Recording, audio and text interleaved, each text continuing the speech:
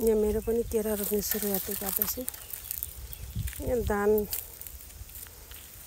हुँदैन, सिँचाइ छैन, त्यही भएर केरा रोप यस्तै खर्च हुने होला जस्तो छ। रिजल्ट कस्तो आउँछ थाहा छैन। दुईटा केटाहरू खाल्टो खन्दैछ। हेरौँ।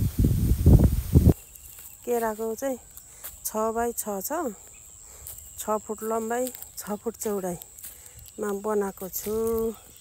खाल्टो खनेको छु, यत्रो छ। यो चाहिँ थोरैमा बनाएको। पानीको असुविधा भएर यहाँनिर आज 5 दिनमा केराले यसै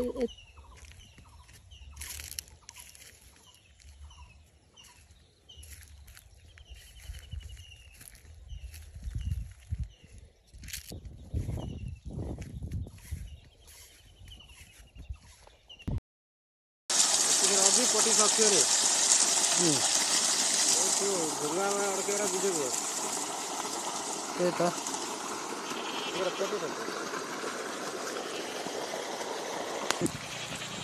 यतिसम्म खसेको छ।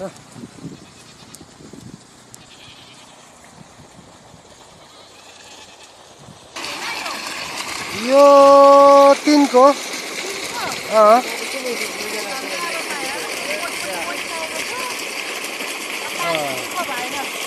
पानी पनि पर्न थाल्यो। सिँचाइ सुरु भयो, पानी पनि पर्दैछ, सिँचाइ पनि भयो।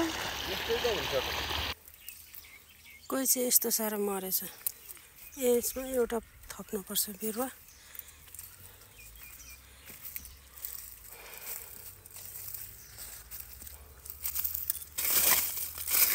यसमा पनि थप्नुपर्ने रहेछ।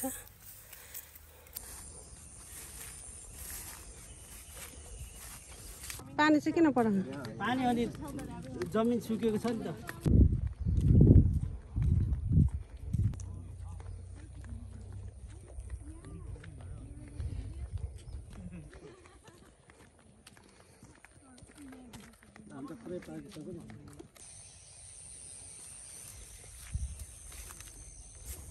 गहरा लाग्न थालेछ।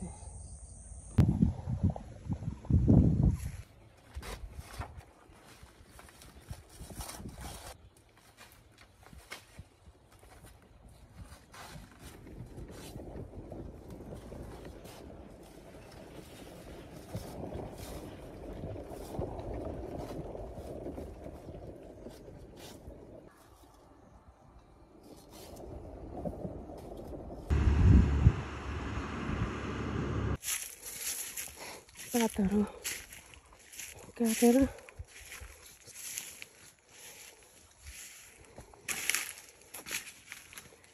केरा हुँदैन भन्छन्। यहाँ सबैले आश मारिदिन्छन्। हुन्छन् कि हुँदैन नलाऊ। यसलाई सबै फाँडेर के भएर यस्तो हुन्छ। यही तरिकाले यत्रो मजाले कोसा लाग्नु हो त। यो केरा त राम्रो छ, तर के गर्नु, माटो चिन्टाइलो भएकोले गर्दाखेरि जुनैमा पनि 3 काङ्ग्यो 4 काङ्ग्यो बाहेक फलेको छैन। घाटा त लागेन यसपाला लाग्नु त, त्यही पनि ठिकै छ। यहाँ हाम्रो बगानको पहिलो घरि केरा पसाएको थियो।